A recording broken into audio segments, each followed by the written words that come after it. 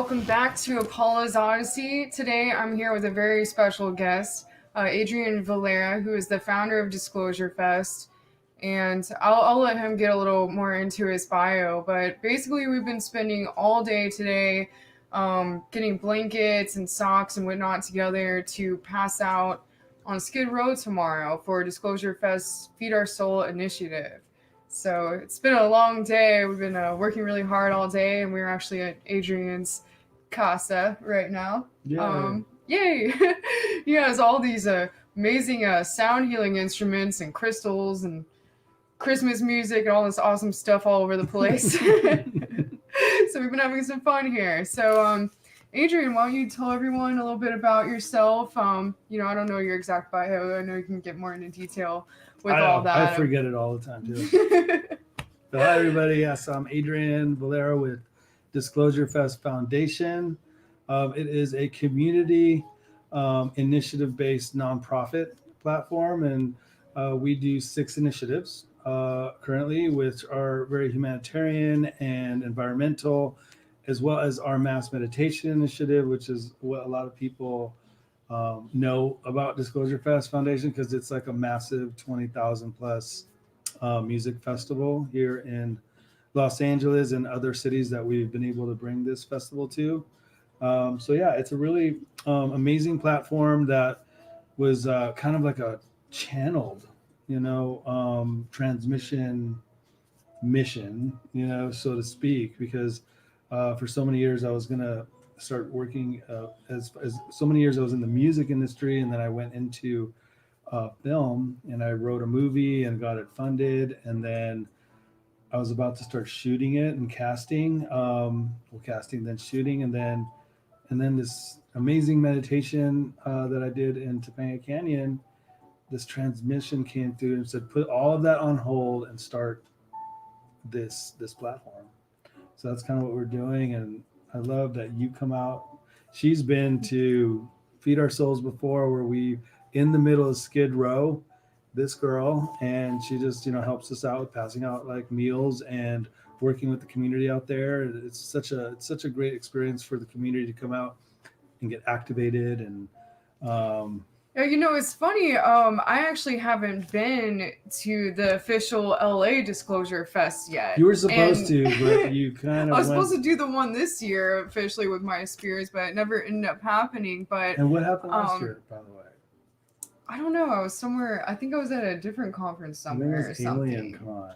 I was at Alien Con. Yeah, well, I'd already bought, my booth for Alien Con, and I was thinking about sending someone over to Disclosurefest at the same time and selling, but it was to sell out at Disclosure. I'm so excited. I'm excited for that event. But yeah, so I actually have been to the DC event, which was 3 years back, and I did a couple initiatives here. But the DC event, man, that event was really magical. And if no one's been to these events, basically it's like, it's Disclosurefest. So it's like, obviously there's like people in the UFO disclosure community, but really the whole events are always about activation and also like giving back to the community. So it's really an amazing organization. Obviously, like, a common theme on this show is we talk a lot about the human consciousness shift and how disclosure is kind of, it's not going to happen until we all shift into being the best parts of ourselves and, humanity shifting as a collective to where we're more community oriented and obviously giving back to the community. And once we get there, and, that's really what, I really don't think full disclosure is going to happen until we kind of evolve to the right level where we're not bringing our human garbage out to outer space, you know what I'm saying? So yeah, I see what you're saying. Yeah, so basically, these events are just really incredible because they give back to the community, but then also they're very activating. And so you were telling me a little bit earlier about how you activated the basically flipped the pentagram in DC upside down and turned it into an activated grid. Can you tell us a little bit about how exactly that worked? So since the beginning, since this transmission came through at Disclosurefest Foundation, I would call it Star Family. I have a lot of remembering. So a lot of what you're talking about and what we're going through is with these activations is not really like anything new coming through. It's remembering. So it's opening up these channels to allow us to remember a lot of information that we've suppressed. A lot of people are like, oh, they suppressed us, or they did this, but really we created this reality to, I don't know, anything could be to do shadow work for 100 years. Who knows what it is, but we recreated this reality to basically go through whatever we need to go through throughout all these generations and ancestral timelines, um, and do this work and until we get to this place where we start opening up this channel and remembering all this stuff again. And that's kind of what I feel we're doing. We're like remembering. So what these events doing is with these activations, because there's a mass meditation, because there's yoga, because there's breathwork workshops, and ceremonies and elders and all these different ways for us to like tap into the remembering of it all. And through this whole thing, all the transmissions with my star family was coming through is gridding, and gridding has been a big part of Disclosurefest Foundation. A lot of people don't really know this, and I don't talk about it much because it's kind of hard to understand. This is more of a community that may, and what these transmissions are saying is to go to these certain spots, and a lot of times I'll know, the information will be like a city or a town or someplace, and then a vision of like a mountain landscape or a rock formation or a distinct tree or something, and then I just go into these places and find them. So gridding is something that, we've been doing with Disclosure Fest since the beginning. And what you were talking about in DC is we brought our 11/11/2018 mass meditation initiative to Washington DC, and we booked out the National Mall. We had our main stage at the Lincoln Memorial Steps. It was an amazing event, and we had all our festival tents on the JFK lawn. But a week before this, and I don't know if you know this, and if you don't, I think you should all like Google this. Google Washington D.C. pentagram, and you'll see this grid, these streets that are made into a pentagram. Yeah, he just showed me this earlier. It's like literally the whole grid of the city is a pentagram, and it's weird because the different points, there's statues at every point, but the point of the pentagram feeds right into the White House, and all the energy is directed towards it. So allegedly, what I've heard is that when they were building these streets and these actual on this ley line and these grid points and creating this pentagram grid, which a pentagram is not really Luciferian. Everyone feels it's like, oh my God, it's a very Luciferian or pagan. It's a powerful sacred geometry symbol. So it is very powerful. It's really how you use it, and allegedly, there was some rumors of sacrificing slaves as they were building this pentagram, kind of feeding that energy to it. It was a very, very hard grid to work on because of the energy that me and a few other light workers that were there working on that grid together. We spent 37 hours on it, and it's massive. Every point is a roundabout with statues that are pointing in the direction, the flow of that. And then there are all the crossings, all where everything crosses. There's a roundabout as well. So it's a lot of work went into building that, and a lot of interesting energy went into charging that. So we spent 37 hours reversing the energy of that and bringing light columns into every point and every crossing, and making that now a light grid. And then a week later, we did our mass meditation that you were at the steps of the Lincoln, and fully charged. I saw it right up front and center during that, and it was just a beautiful. What was it? It was a fall day, right? But it was just the energy was so amazing. I just like as the sun was shining, I was just like, oh, it really it felt so good. And your meditation, he does such a great job at leading meditations. It really was incredible. Yeah. Yeah, that was a good one, and we all saw some amazing, beautiful change together. Definitely, Yeah. definitely. Um, and yeah, a lot of you always have these incredible speakers at your events. Obviously, like Laura Eisenhower, um, Bashar, Billy Billy Carson, Carson. Yeah, Jimmy Church, yeah, Stephen Greer, Dr. Greer. Dr. Greer. Yeah, lots of Yeah. amazing people show up at his events. So it's really a great collective, but it's also, like I said, giving back to the community. So can you explain a little bit about the event tomorrow? What exactly we're So doing tomorrow tomorrow? we're doing our Feed Our Souls initiative, which is our homeless initiative, or we call this our neighboring houseless community. Um, and basically, we're going to do 300 meals, water, hygiene kits, and then 500 blankets and socks. Um, we have to do these a little different now because you remember the one you went to? Yeah, I was just gonna say the one I did, was it 2 or 3 years ago? 2 years ago. 2 years ago. There was basically what we did at that one was we just, we passed out food like in like an assembly, sort of like an assembly line, and we had collected. I think it was like a few nights before I had actually showed up at an event before where he was collecting all the donations, and I packed my whole Lincoln Navigator I had at the time full of like giant garbage bags, like probably 20 garbage bags full of clothes and blankets and whatnot. And so yeah, like the events before, he collected all the clothes and everything, and then it was at the actual, it was almost like a festival, and we all passed out the clothes and the food. But then what was cool was they also had an energy healing tent where they were doing like body work on people, and then also they had someone shaving people the whole time. Shaving, And they were barbers, we playing. have showers. We have a space for women and children to have counseling. And then the area where you can do all clothes. And so it's basically what we're doing is we're bringing the community into an area that the energy has been, the energy is such a low vibration. So like if you go into Skid Row and just, a lot of people just drive through it, you just stop your car and take a few breaths, you'll feel the energy in a place like Skid Row. And it is such a very interesting energy because it is such a low vibrational energy that is flowing there. So what we do is we bring our community there, of volunteers like yourself and practitioners, and then together with the neighboring community within there, we raise that vibration together. So I don't know if you remember, like if you were there, what time did you get there?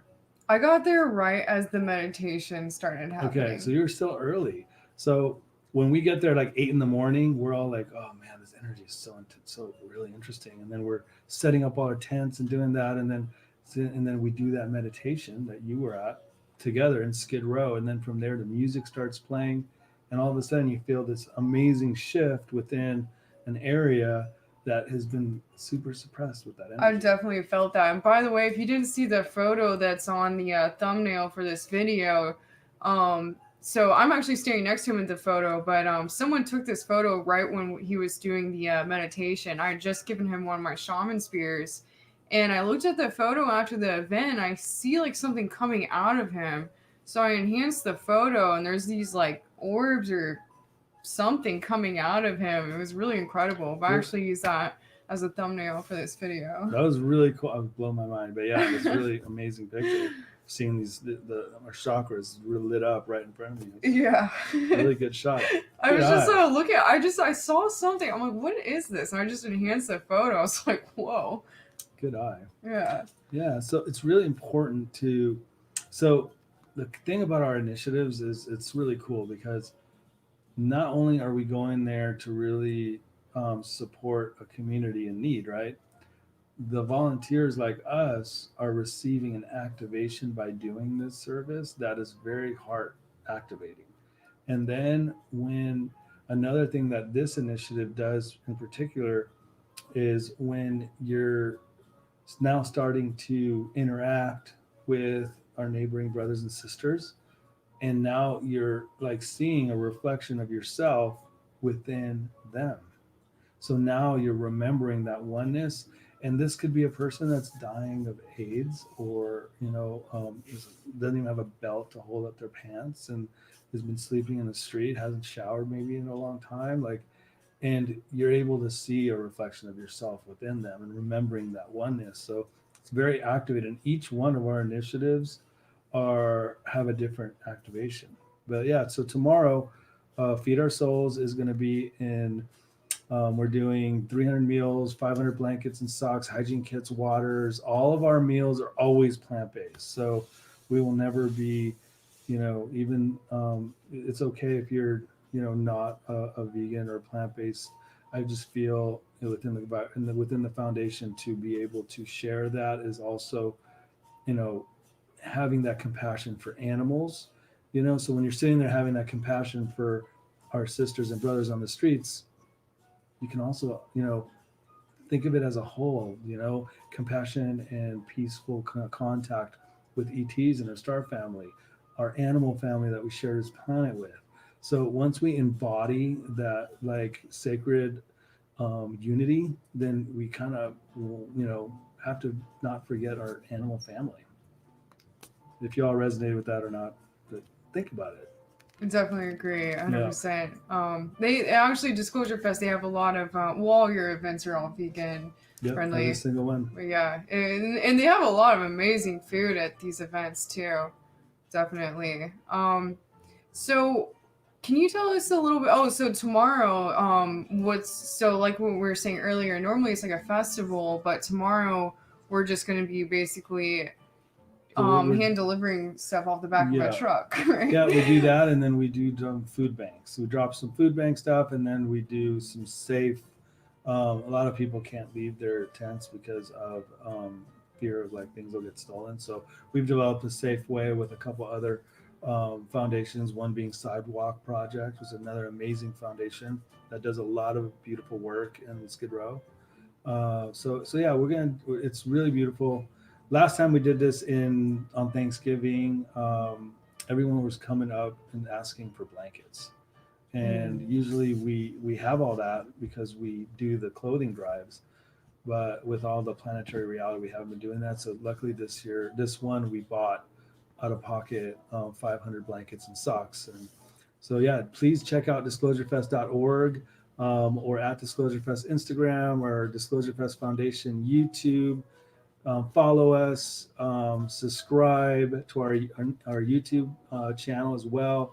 And if you can support us on disclosurefest.org, donate.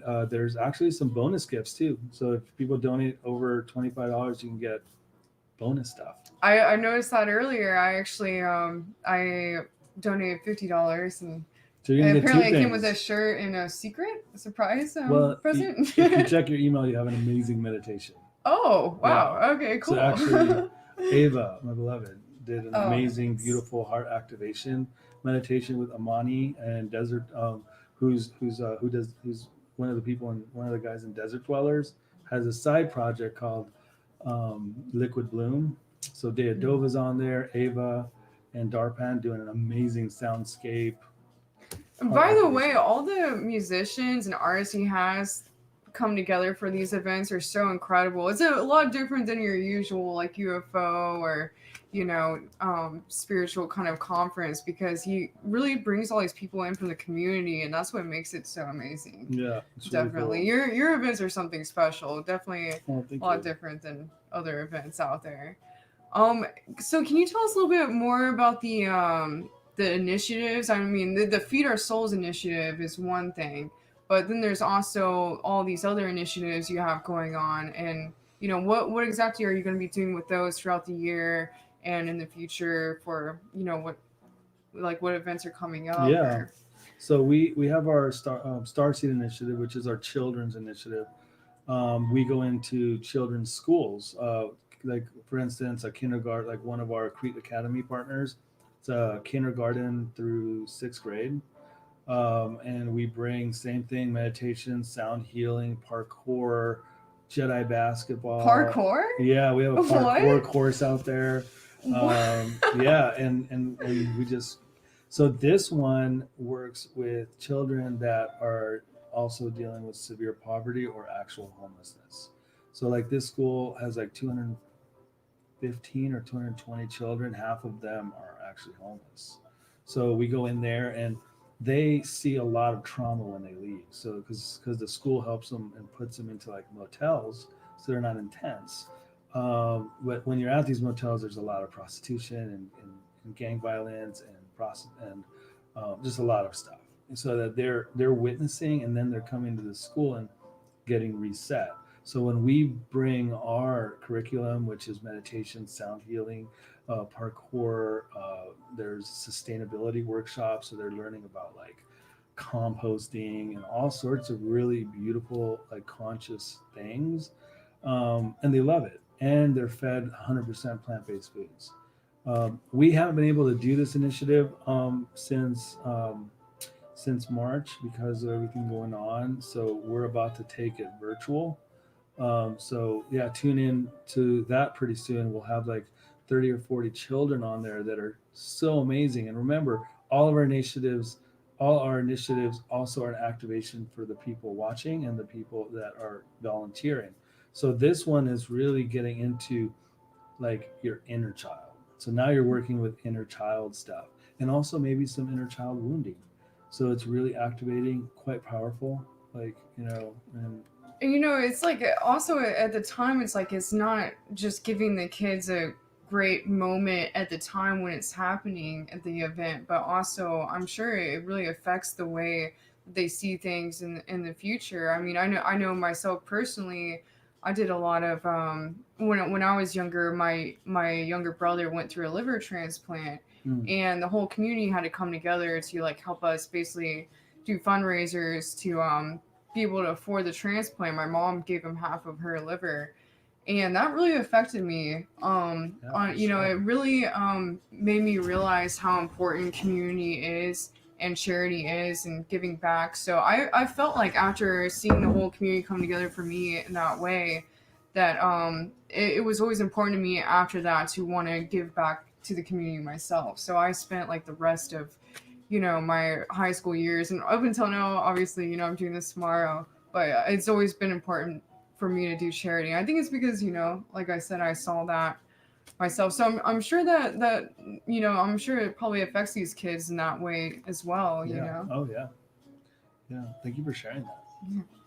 You're Powerful stuff. welcome. Yeah. Yeah, one of our other initiatives that we have is our new one that we started this year, and we were only able to do a few of them, was our Every Elder initiative, where we're going into assisted living and convalescent nursing homes and bringing the same thing, meditation, sound healing, parkour, yoga that you can do from, a chair or a wheelchair, and communication workshops. So these are great where now you're remembering, now you're sitting there interacting with an elder that has so much life experience, but has been kind of placed in a home where they're feeling a little disconnected, and they're not feeling empowered anymore. So just by sitting there with an elder and listening to life experience and just seeing that activation while you're letting this amazing being speak to you, and communicate is such a powerful thing.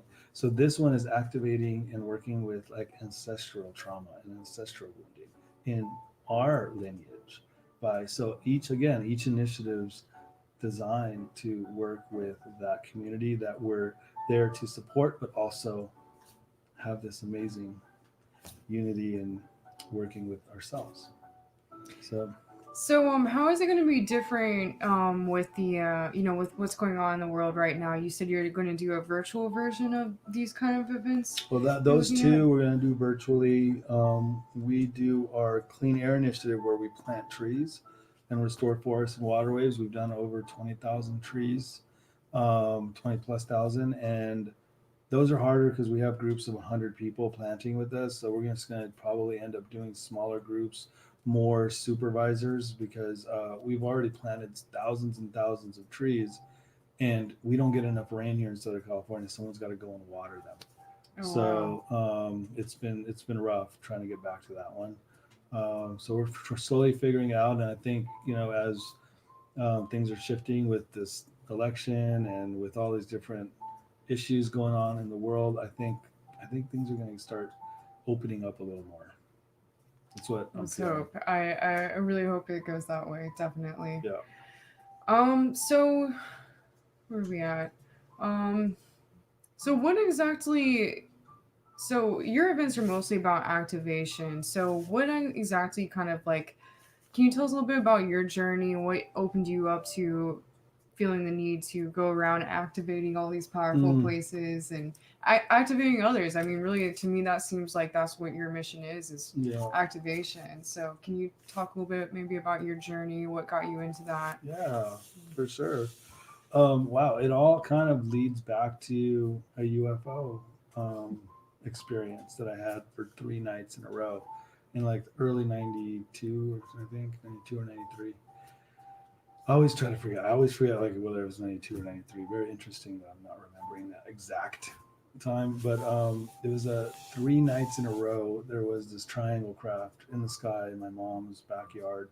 I lived in this room connected to the garage at the time, and 3 nights in a row, same spot, just moving around just enough for me to know that it's not a star, but like, nobody else can really see it. It was just kind of for me. Changing colors, doing really shooting lasers, like all sorts of really cool, fun stuff. But like would stay out there for 45 minutes. That so after that third night, the fourth night, it was a Bashar, and I've been to quite a few of them already. And I talked to Bashar about it, and he was basically, you know, he gave me a little interesting word to use, or just, I asked him what it meant, and he just said one word, Lily, and it really tripped me out for a long time what this word meant, Lily. About a few months later, I woke up in my room at like 3 in the morning, and this vibration just started in my head, and it started like from very very faint, and it started so loud until like I was doing this. I felt like my brain was going to explode. And once it got to the highest point of this vibration, it went calm and it was okay. I felt fine, and then this amazing entity just appeared in the room, and it was like an Asian, beautiful Asian humanoid being, beautiful, I have to say, very amazing skin. I just remember like her skin just being like like pale white, but have like more of like a almost like a grayish but like tannish pigments. Very beautiful. But you know, we always say like, "Oh, we're ready," like for contact. Like I'm ready. I can Yeah. totally. I was so not ready because like just like that vibration in my head, so did this fear from my diaphragm. Like I'm in a room beneath you. This is like really happening. So this fear just started building, and once it got to the highest point of fear, like because like I feel like I'm ready now, but I don't know because again, when you're in a room with ET, and she was super peaceful, super loving. There was no energy that would make you want to feel fear. It was just, I've always wondered how I would react to if that happened. I mean, I've had experiences, but I don't know, not with like a, with an actual being, like seeing one face to face like yeah. that. That's So once it got to the highest point of that fear, she disappeared because really. I felt like she wasn't there to scare me. She was there as for an activation. There's a long story short. There was a very strong connection with that being. She's visited me many many times. I've seen her craft in the sky many times. So this is one of my activations. So after all of this is when that story goes into deeper, but we can get into that maybe another time. But from there, my meditations were getting really a lot deeper. I was starting to channel a lot of crystal healing and planetary gridding, and a lot of my healing modalities started coming from the raising of vibration and consciousness from that experience. So it was such a beautiful kind of, a lot of people, I don't really talk about the story, because I think this is really incredible. I yeah. mean, so you think maybe this was like a soul family member that came to you, or I mean, Seems to Definitely me star like, family. yeah. Definitely star family. I mean, since then I've worked with, I've met Arcturian star family, Mantis star family, Lyran, quite a few. Um, yeah, it's beautiful. And this is again where you get into practice your meditation as much as possible and really connect. I love this meditation that I do where I connect my heart to the core of the earth, our great mother. So that which is her heart. And when you connect this your heart to her heart, and then from there connect your heart to the sun's core. And you got to think of the sun as our father's son and our father's heart. So you got to think, and our sun is like connected to the central sun. So all the suns are connected to the central sun and fed by the central sun. So all source information comes from the sun. So when you connect your heart to the sun's heart and to our great mother's heart and create that column. So my meditations are always a column that are connected, a light column. Picture one beautiful column of light connected to your heart, connected to our great mother's heart, connected to our great father's heart, and lighting and firing up that column. That's when the information just starts flowing through. So, I mean, I'd like to, that's when I lead my meditations. I always bring people through that. Try it, practice it at home. It's really powerful. And the more and more you're opening this channel, the more and more information comes through. There's nothing special when you're out there hearing all these amazing speakers and researchers and that are tapping into more of a transmission state where they're getting transmissions from star beings, star families, there's nothing special we're doing. We're just remembering and activating a thing that we all have. So like, and so a lot of people, out there, the more you could really tap into that yourself, you kind of start remembering the way you really need to remember it. Because remember, so many people, when we're doing it and telling you about it, that transmission was for them mainly, and they'll know if it's to be shared and how it's to be shared. Your full transmissions can come to you no problem. Just take that time to really connect and open that channel, and you'll see the information starts pouring in. I always use this analogy, like if you walk into a library, to obtain all the knowledge of all the books in this building, you would literally have to sit there and read them all. Yeah. But when you tap into the library of the universe, it is freaking a download. So you just need to open that channel, and then information just flows through. And now you are the guide on what you really going to tap into. And it all comes down to trust and surrender. So if information's coming through, trust it. Trust yourself, and you'll start getting so much more out of your transmissions and your meditations and your channeling. Wow, thank you. That was a very powerful message. Cool. Can you explain the crystal grids a little more into detail? Because I'm just very curious about those. So it's a channel pizza to me. Channel pizza. We actually just had this amazing vegan pizza earlier. There you go, channeled. Yeah.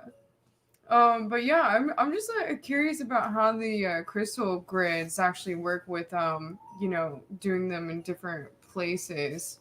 Can you just explain that a little more in detail? Yeah, again, for me, it was like these transmissions that are coming through, like go and doing this. So basically, when you're finding these places that are ley lines and power points and vortexes, and for me, like I bring crystals or artifacts from when I was a kid. It's something that I've been holding on to for 20 years. I don't even know why.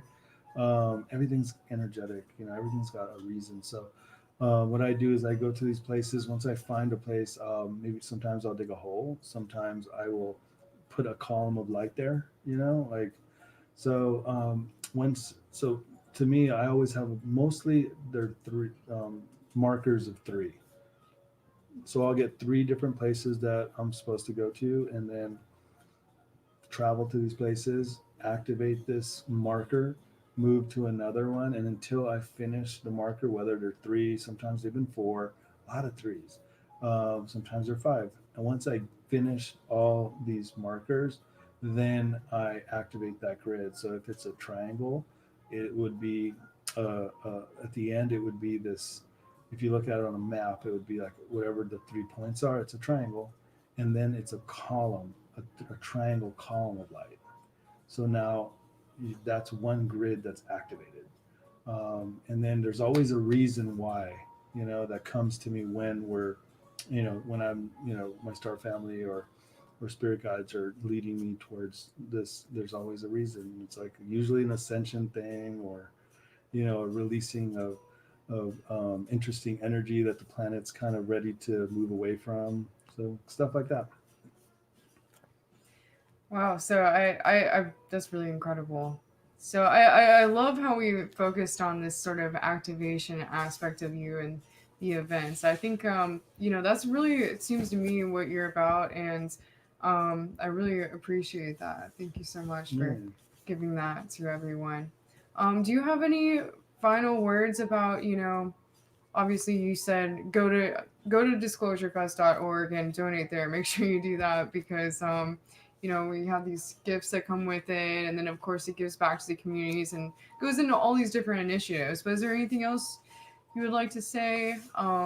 Any final words? We are, so we are a service kind of based platform. So we're like urging and encouraging people to go out there and be of service. And a lot of what is happening with our spiritual growth and our conscious growth right now is that we're kind of in this state where we created a construct that is like a 9 to 5 type construct, or we have to survive, we have to pay rent, we have to pay these bills, and there's not really much time left to like be of service, which is a huge part of our spiritual growth, because it gets us to step away from being just solely service to self, which is mostly survival mode, and it's okay, and it's really important.